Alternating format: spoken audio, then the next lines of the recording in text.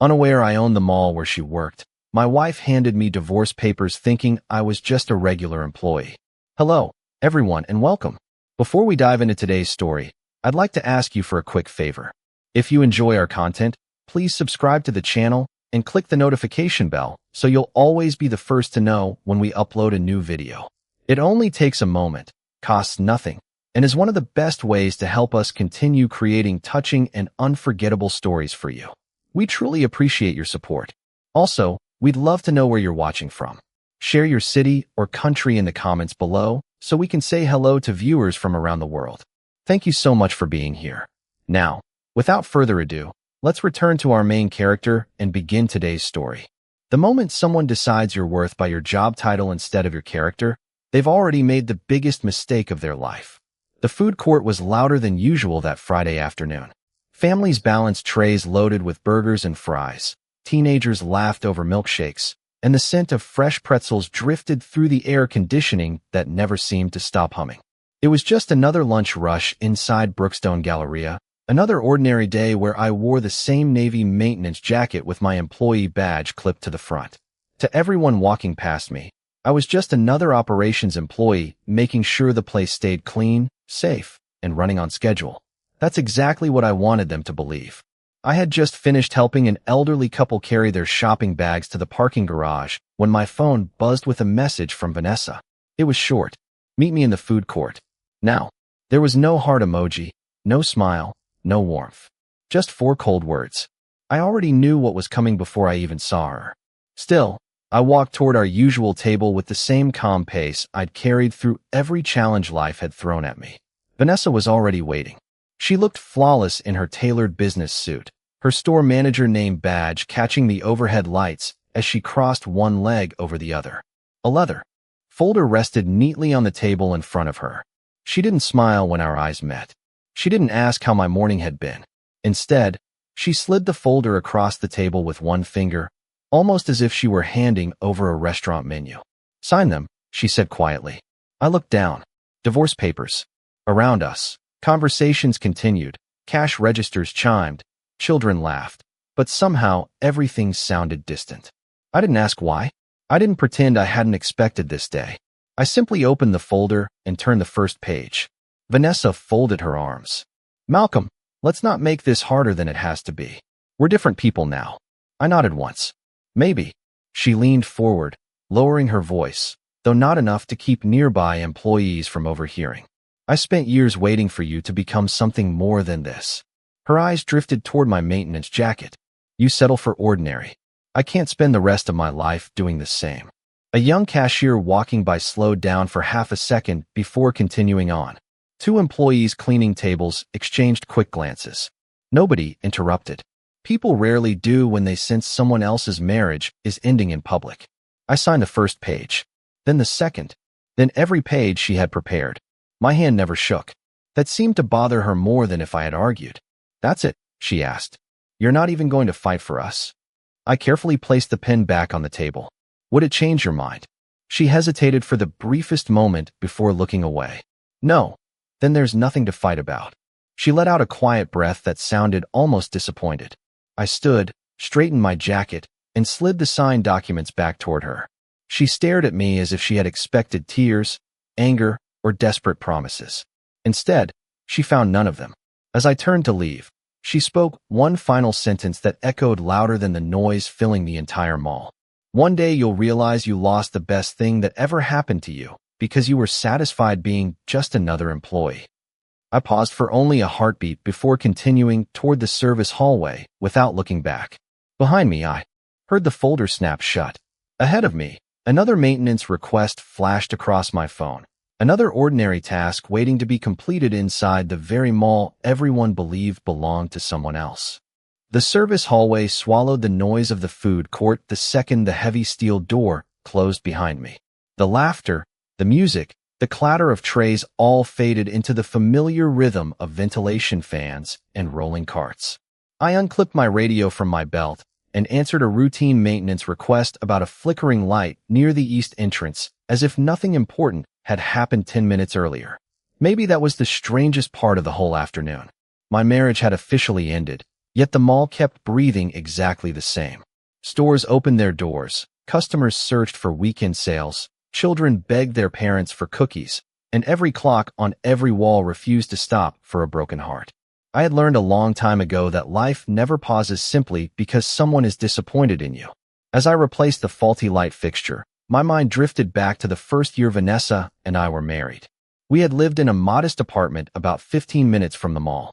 The furniture came from clearance sales. Our dinner table had a tiny scratch across one corner, and every Sunday we made pancakes together while old soul music played from a portable speaker. Those mornings had never felt small to me. They felt peaceful. Vanessa used to laugh when I burned the first pancake every single time. She used to reach across the table and squeeze my hand without saying a word. Somewhere along the way, those quiet moments stopped being enough for her. Promotions became conversations. Bigger houses became conversations. Luxury vacations became conversations. Every conversation somehow circled back to money, status, and what everyone else seemed to have. I never blamed her for dreaming bigger. Dreams are not the problem. The problem begins when you believe happiness can only be measured by what strangers admire. I had opportunities to reveal everything more than once. I could have shown her the ownership documents. I could have introduced her to the executive board. I could have arrived at company events wearing expensive suits instead of work boots. But years earlier, I had made a promise to myself after inheriting the business from my father. If someone loved me, I wanted them to love Malcolm Brooks before they loved the title attached to my name. That promise had cost me business relationships, friendships, and now, apparently, my marriage. Yet I never regretted it. Near the loading dock, I noticed a group of new employees struggling to move several heavy display cases into storage.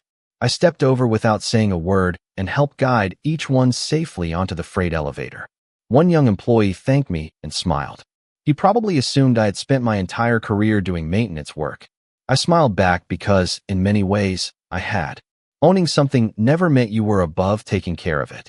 My phone vibrated again. This time it was not a maintenance request. It was a message from the executive office. The annual ownership inspection had been moved up to Monday morning. That meant every department manager would be preparing for a visit they believe came from an invisible owner who rarely appeared in public. I looked at the message for several seconds before slipping the phone back into my pocket. Vanessa would certainly be involved in those preparations. She would probably spend the entire weekend trying to impress a man she had never met. The thought did not make me smile. It made me quietly wonder how differently she might have seen me if she had ever looked beyond the uniform I chose to wear instead of the man who had chosen to wear it.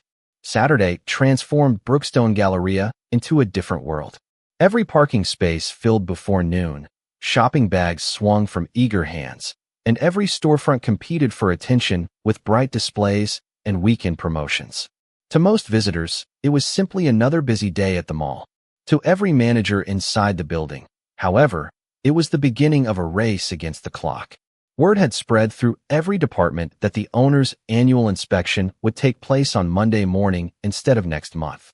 Nobody knew why the schedule had changed, and nobody dared complain. Rumors traveled faster than customers. Some said the owner had dismissed executives without warning at other properties. Others claimed he could spot operational problems within minutes of arriving. I listened to every theory while replacing a damaged ceiling tile outside the West Corridor. It was interesting hearing stories about myself from people who had never actually met me. Shortly before lunch, I passed Vanessa's clothing store. The entrance looked completely different from only a day earlier. Every display had been rearranged. Shelves were perfectly aligned. Employees polished mirrors that already sparkled. Vanessa stood near the register holding a clipboard, assigning tasks with calm confidence. She had always been talented when it came to organization. That was one of the many things I admired about her long before either of us cared about job titles or promotions. For just a moment, our eyes met across the corridor. There was no anger in her expression anymore, only distance. She looked at me the same way she looked at every maintenance employee walking past her store. Familiar, but unimportant. She quickly turned back toward another supervisor standing beside her. I recognized him immediately. His name was Daniel Carter, the regional director responsible for several shopping centers across the state. He was polished, charismatic, and always dressed as though a camera might appear at any moment. As I adjusted a maintenance cart near the storefront, Fragments of their conversation reached me through the open entrance. Daniel smiled confidently. If the owner notices this store, your future changes overnight. Vanessa returned the smile. That is exactly what I am counting on. Daniel nodded toward my direction without lowering his voice. Just make sure distractions stay away during the inspection. First impressions matter. Vanessa followed his glance until her eyes settled on my navy maintenance jacket once again. Do not worry, she answered quietly. He knows where he belongs. Neither of them realized I had heard every word. I simply continued pushing my cart down the corridor at the same steady pace. Pride has a strange way of convincing people that kindness is weakness. Years ago, those words might have stayed with me all day. Now they disappeared almost as quickly as they were spoken. My attention shifted instead to a little girl who had dropped her stuffed rabbit near the escalator. I picked it up before it reached the moving steps and returned it to her. She hugged the toy tightly and thanked me with the biggest smile I had seen all morning. Her mother thanked me as well before disappearing into the crowd. Moments like that reminded me why I still walk these halls myself instead of watching security cameras from a corporate office. You learn far more about a place by listening to ordinary people than by reading reports. Late that afternoon, another message arrived from the executive office confirming every member of the senior leadership team would arrive with the inspection delegation. I replied with only 3 words. Everything is ready. Then I slipped the phone back into my pocket, picked up my toolbox, and continued through the mall exactly as everyone expected, while the entire building unknowingly prepared to impress the man they had already walked past 100 times. Monday morning arrived wrapped in polished glass, fresh coffee, and nervous smiles that looked more rehearsed than genuine. Before the first wave of shoppers stepped through the entrance, every department manager was already on the sales floor making final adjustments. A crooked sign was straightened. A fingerprint disappeared from a display case. Even the background music seemed quieter, as though the entire building understood that someone important was coming. I walked through the employee entrance carrying the same worn toolbox I had carried for years. The security officer at the back door greeted me with his usual smile and wished me a good morning. Nothing about my appearance suggested I was anything other than another employee starting another shift. That was exactly how I preferred it. As I crossed the lower level, I noticed maintenance requests arriving one after another. A loose handrail near the movie theater. A jammed stockroom door behind a shoe store. A digital directory screen that refused to restart. I handled each one myself because details mattered. A successful property was never built on grand speeches. It was built on thousands of small things working exactly as they should. By 8:30, the atmosphere had completely changed. Groups of executives gathered near the central atrium, checking watches and whispering updates into wireless headsets. Store managers stood outside their entrances pretending to organize merchandise, while secretly watching every vehicle that entered the front driveway. Nobody wanted to be the department that disappointed the mysterious owner. As I rolled my maintenance cart past Vanessa's store, I heard Daniel Carter speaking with unusual confidence. Remember, he told the staff, the owner notices professionalism above everything else. Keep distractions away. Every customer should see perfection. Vanessa nodded immediately. My team is ready. Daniel smiled approvingly before noticing me approaching with my toolbox. His expression changed almost instantly. Maintenance, he called out, pointing toward a decorative planter near the entrance. The floor around that display has a few scuff marks. Make sure they disappear before the inspection team arrives. I looked at the polished tile beneath the planter. The marks were almost invisible. Still, I answered politely. I will take care of it. Before I could begin, Vanessa stepped closer, folding her arms across her blazer. Please make it quick, she said. The last thing I need today is someone pushing a maintenance cart through my entrance while the executives are here.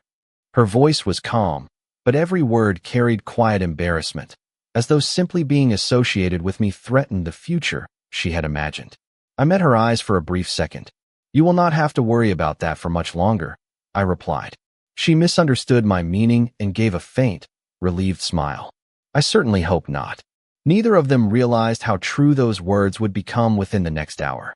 I finished polishing the floor until it reflected the ceiling lights like still water. Then I placed the cleaning supplies back into my cart and walked toward a private service corridor hidden behind a pair of unmarked doors. My phone vibrated once.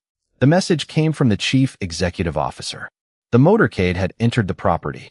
Estimated arrival, for minutes.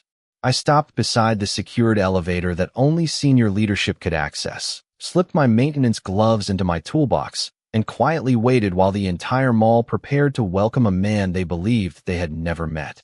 The private elevator doors opened with a quiet chime that no customer ever heard. Hidden behind an unmarked hallway, it connected the service level to the executive floor above, a place where ordinary employees rarely had a reason to visit. I stepped inside alone, pressed the top button, and watched the brushed steel doors close without a sound. For a few peaceful seconds, there was only the gentle hum of the elevator and my own reflection staring back at me from the polished walls. The navy maintenance jacket was still neatly buttoned. The employee badge still hung from my chest. Nothing about my appearance had changed, even though everything else was about to. When the doors opened again, the atmosphere was completely different. The executive reception area overlooked the entire mall through floor-to-ceiling windows. Several members of the senior leadership team were already waiting near the conference suite. The moment they saw me, every conversation stopped. The chief executive officer, Richard Lawson, walked forward first with a respectful smile. "Good morning, Mr. Brooks," he said warmly. Every executive standing behind him straightened immediately. I shook his hand. "Good morning, Richard. Thank you for adjusting the inspection schedule." He nodded. After reviewing the recent quarterly reports, we believed an earlier visit would be beneficial. I glanced through the windows toward the busy atrium several stories below. Customers moved through the corridors without realizing they were standing inside a company meeting that had already begun. "Has everyone arrived?" I asked. "Yes," Richard answered. "The board representatives, financial auditors, and regional leadership are all ready." I looked at the conference table where thick reports had been carefully arranged. I had spent years building this company one property at a time, but I had never believed leadership belonged behind closed doors. Numbers mattered, yet people mattered more. Before opening the first report, I asked the same question I asked before every inspection. "Any customer safety concerns?" Richard smiled slightly. "None reported." "Any unresolved employee complaints?" "Only routine scheduling matters." I nodded. "Good. Then let us begin where we always begin. On the floor." A few executives looked surprised. They expected another meeting before walking through the mall. Richard simply smiled because he already knew my routine. The real condition of a business was never discovered inside a conference room. As everyone prepared to leave, another executive quietly approached with a garment bag containing an expensive tailored suit. "Would you like to change first, Mr. Brooks?" he asked respectfully. I looked at the bag for only a second before gently shaking my head. "No. Today I will arrive exactly as I have every other day."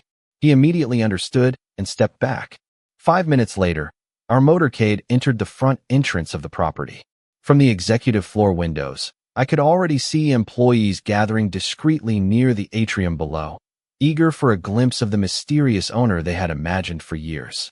Among them stood Daniel Carter with perfect posture and practiced confidence. Beside him stood Vanessa, holding a leather portfolio against her side, her expression calm but filled with anticipation. She believed this morning would become the turning point of her career. In many ways, she was absolutely right. She simply had no idea that the man she had divorced only 3 days earlier was already walking toward the elevator that would bring him directly into her line of sight. The elevator descended in complete silence, but the moment the doors opened onto the main level, every sound in the atrium seemed to disappear with it. The polished floor reflected the morning sunlight pouring through the massive skylight overhead. Customers paused in the middle of conversations. Store employees straightened their uniforms. Managers stood shoulder to shoulder, waiting for the arrival of a man whose face existed only in rumors. Outside the grand entrance, a line of black executive vehicles rolled to a smooth stop beneath the covered drive. Security officers moved into position while the chief executive officer stepped forward first.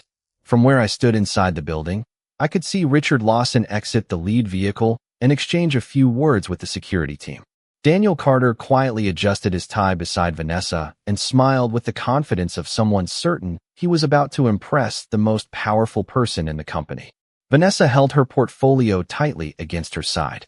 Even from across the atrium, I could recognize the determined expression on her face.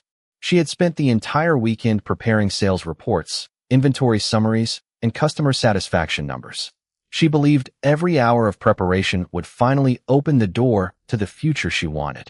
The front entrance opened automatically. Richard walked inside first, followed by several executives from corporate headquarters. Every regional manager immediately greeted them with respectful smiles. Daniel stepped forward confidently and extended his hand. Richard acknowledged him politely, but continued walking without stopping. Daniel's smile faded ever so slightly before he quickly recovered. Everyone assumed the owner must still be outside. A few seconds passed. Then Richard turned toward the entrance again, instead of continuing deeper into the mall. Without saying a word, he stepped to one side and waited. Every executive standing beside him did exactly the same. The entire leadership team formed two respectful lines facing the entrance. Confused whispers spread through the crowd. Daniel frowned. Vanessa looked toward the doorway with growing curiosity. Another figure appeared just beyond the glass doors. It was me. I was still wearing the same Navy maintenance jacket. The same employee badge rested against my chest. The same work boots echoed softly across the polished tile as I walked through the entrance carrying nothing except a simple leather portfolio. A few employees exchanged puzzled looks, assuming I had accidentally entered the wrong area. Daniel took one step forward, ready to redirect me away from the executive reception. Before he could speak, Richard walked directly toward me. With complete sincerity, he smiled and extended his hand. "Good morning, Mr. Brooks. Welcome." Every executive behind him offered the same respectful greeting. "Good morning, Mr. Brooks." Their voices blended together with quiet precision. Richard handed me a digital tablet containing the inspection schedule. "Everything is prepared exactly as requested." I accepted it with a nod. "Thank you, Richard. Let us begin." Out of the corner of my eye, I saw Vanessa standing perfectly still. The color slowly disappeared from her face as her eyes moved from my maintenance badge to the executives surrounding me. Daniel lowered his hand without realizing he had ever raised it. No one spoke. No one seemed capable of speaking. The maintenance employee they had overlooked every single day had just been welcomed by the highest leadership in the company with the respect reserved for only one person. In that endless moment of silence, the truth required no explanation at all. No one moved. It was remarkable how quickly certainty could disappear when it collided with the truth. The confident smiles that had filled the atrium only moments earlier had been replaced by expressions of disbelief. I could hear nothing except the quiet hum of the air conditioning and the distant sound of the fountain at the center of the mall. Richard stood beside me holding the inspection schedule while the executive team waited patiently for my next instruction. I looked across the gathered managers without rushing the moment. My eyes eventually met Vanessa's. She stared at me as though she were trying to reconcile two completely different people standing in the same place. The maintenance employee she had divorced and the owner standing before her could not possibly exist together in her mind. Yet there I was, unchanged except for the truth she had never bothered to discover. Daniel Carter recovered first. Clearing his throat, he stepped forward with a professional smile that looked noticeably less confident than before.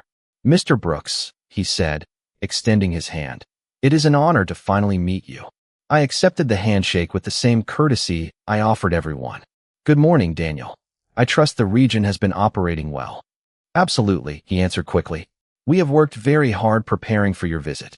"I appreciate preparation," I replied calmly. "I appreciate consistency even more." He nodded, although I could see uncertainty beginning to replace confidence in his expression. I turned my attention to the other department managers, greeting several of them by name. Their surprise only deepened. Most had assumed I had never met them before, yet I knew which manager volunteered during community events, which supervisor always stayed late to help new employees, and which security officer never missed a shift. Walking the property every week had taught me far more than any executive report ever could. Finally, my eyes returned to Vanessa. She still had not spoken. The leather portfolio she had been holding now rested loosely against her side, forgotten. After a long silence, she managed to ask in a quiet voice, "You own all of this?" There was no accusation in her question anymore, only disbelief. I answered with complete honesty, "Yes."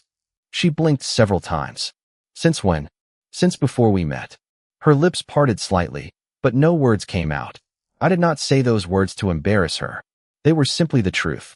Richard glanced toward me, waiting to see whether I wished to continue the conversation. Instead, I gently closed the subject. "We are here to inspect the property," I said. "Let us focus on the people who serve our customers every day." The inspection began immediately. We visited store after store, speaking with employees, asking about schedules, training, maintenance, and customer experience. I listened far more than I talked. Whenever an employee shared a thoughtful idea, I thanked them personally. Whenever I noticed something done well, I made certain the responsible team received recognition. As we approached Vanessa's store, the atmosphere became noticeably tense. Her staff stood perfectly, organized behind the displays while Daniel eagerly prepared to present impressive sales numbers. I accepted the reports politely, but spent far more time speaking with the associates on the sales floor than reading the printed charts. Before leaving, I thanked every employee individually for their hard work. Then I looked once more at Vanessa, who remained unusually quiet. The realization settling over her face had nothing to do with wealth or titles anymore. It was the painful understanding that she had spent years believing she knew exactly who I was, when in reality, she had never taken the time to truly see the man standing beside her. When the inspection concluded, I thanked every employee for their time and invited the executive team into the conference room overlooking the atrium. The glass walls allowed us to see the steady flow of shoppers below, reminding everyone why we were there in the first place. Retail was never just about sales reports. It was about people trusting us with their time, their money, and their experience. Richard distributed the operational summaries while the financial auditors connected their laptops to the large display. Daniel sat near the front of the table with the confidence of someone expecting another successful review. Vanessa took a seat several chairs away, unusually quiet, her eyes rarely leaving the folder resting in front of her. The silence in the room felt different now. It was no longer filled with anticipation. It was filled with uncertainty. I opened the meeting the same way I always did. Let the facts speak for themselves. No assumptions. No excuses. Only the truth. The auditors began presenting their findings one department at a time. Most of the reports reflected exactly what I had hoped to see. Strong customer satisfaction, improved employee retention, and better operational efficiency than the previous year. Whenever a department demonstrated genuine improvement, I made certain the managers received recognition in front of everyone. Success deserved to be acknowledged just as much as mistakes deserved to be corrected. Eventually, the presentation reached regional operations. Daniel straightened in his chair as several charts appeared on the screen. At first glance, the numbers looked impressive. Sales had increased. Revenue had grown. Then the auditors advanced to the next page. A pattern of irregular vendor approvals appeared. Additional slides revealed maintenance contracts that had repeatedly exceeded budget without proper authorization. There were also unexplained delays in processing repair requests across several properties. Richard looked toward Daniel. "Would you like to explain these discrepancies?" Daniel adjusted his tie before answering. "Most of those decisions were made under time pressure. We believe they serve the best interests of the properties." The lead auditor calmly replied. "Our review found multiple approvals that bypassed standard procedures. We are not assigning motive. We are simply reporting documented facts." No one raised their voice. No one accused anyone of wrongdoing beyond what the evidence supported. The room remained professional, exactly as it should. I reviewed the reports carefully before closing the folder. "The company has policies for a reason," I said evenly. "When those policies are not followed, we review the process. We do not ignore it." I looked toward Richard. "Please begin a formal compliance review according to company policy. Any personnel decisions will be based entirely on the completed findings." Richard nodded immediately. "It will be done." Daniel's confident expression disappeared. For the first time that morning, he seemed to understand that influence could not replace accountability. Before the meeting ended, I turned my attention to Vanessa. She looked as though she expected criticism simply because of everything that had happened between us. Instead, I spoke only about her store. "Your team maintains excellent customer service scores," I said. "The associates spoke highly of your organization and your willingness to help them. Continue investing in your people. That matters." She looked up, surprised. "Thank you, Mr. Brooks." The title sounded unfamiliar coming from her. I simply nodded before gathering my notes. Personal history had no place in a professional evaluation. As the executives, slowly left the conference room. I remained by the window, overlooking the mall we had built together over many years. Justice did not require anger. It only required honesty, patience, and the willingness to let the truth stand on its own without being pushed or protected by personal emotion. The conference room gradually emptied until only the quiet sounds of the building remained. Beyond the glass walls, Brookstone Galleria continued exactly as it always had.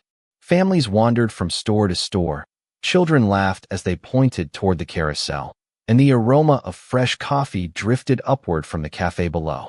The mall had not changed because the truth had finally come into the light. Only the people inside it had.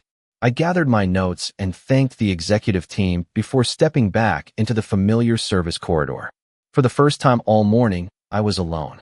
I slipped my maintenance badge from my jacket and held it in my hand for a moment before placing it carefully into my pocket. It had never been a disguise to me. It had been a reminder that leadership begins with service, not status. As I walked toward the employee exit, I heard footsteps behind me. Malcolm! I turned and saw Vanessa standing a few feet away. The confidence that had once defined every movement was gone. She was not wearing the expression of a manager speaking to the owner of the company. She was simply a woman trying to understand a decision she had made before knowing the whole story. For several seconds, neither of us spoke. Finally, she looked down and quietly said, "Why did you never tell me?" I answered honestly because there was no longer any reason to protect the truth. "I never lied to you, Vanessa. You never asked who owned the company. You only assumed that if I wore a maintenance jacket, that was all I could ever be." She closed her eyes for a brief moment. "I thought you did not want more out of life."